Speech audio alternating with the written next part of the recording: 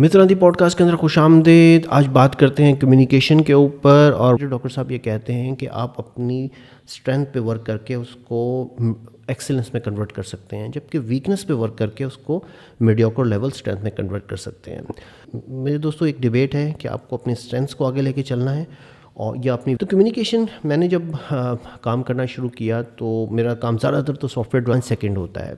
जब भी कोई आपसे सवाल करता है तो विद इन 5 सेकंड्स उसका इंटरेस्ट लॉस्ट हो जाता है। Are, have, will, would, should, ये इनसे स्टार्ट होंगे। डिड, इससे स्टार्ट होंगे। For example, will you come tomorrow, will we meet tomorrow, should we meet tomorrow, are we on a right track, would we meet a deadline?